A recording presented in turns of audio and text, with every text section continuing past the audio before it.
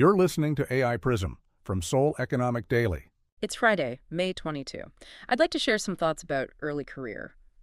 Specifically, we need to talk about navigating the 2026 Korean labor and economic shift for, your early career strategy. Right, and to do that, we are looking at 6 Seoul Economic Daily stories today, basically exploring the changing bonus structures at Cable, which, just a reminder, are those large family-run conglomerates.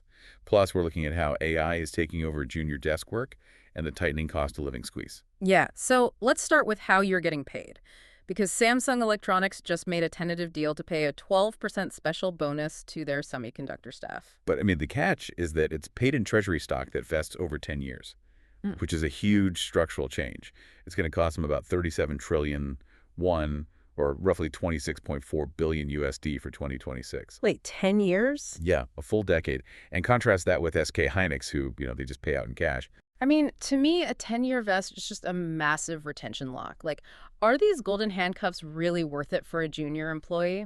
Because it feels like it explicitly stifles your early career mobility. Well, it's probably a defensive move, right? Especially with the yellow envelope law in play. Just to give some context, that law expands the legal grounds for subcontractor unions to bargain directly with prime contractors. Right, and just to be clear for the listeners, we aren't taking any sort of political stance on the law itself. We are just reporting on the economic pressures the sources are highlighting here. Exactly. The sources point out that prime contractors are terrified. These massive cash bonus demands are going to spread down the supply chain. Kia is facing demands for a bonus of 30% of their operating profit. Oh, wow. Yeah, that is 2.72 trillion won, or about 1.94 billion USD. And Hyundai and Doosan Enerbility, they're feeling similar pushes for higher bonus ceilings right now. So they basically want to lock you in. But moving from how you are paid to what you actually do, these compensation wars are happening exactly as companies are fundamentally changing your daily tasks. Completely. We are right in the thick of AX, which is AI transformation, the successor to digital transformation. AI agents are actually doing real work now. Right, like Hyundai's AIMI system. It does competitor analysis in tens of minutes. That used to take a junior analyst, 10+ hours? At least. And Samsung is targeting under 20% human involvement in security access logs. Plus, you've got LG and Amber Pacific using AI for sales monitoring and contract reviews. Which is wild because aggregation and monitoring, those are classic entry-level assignments. So my take is you are no longer the one writing the report. You are basically the editor catching the machine's mistakes. Yeah, you're auditing it. You are supervising the AI to earn those stock bonuses.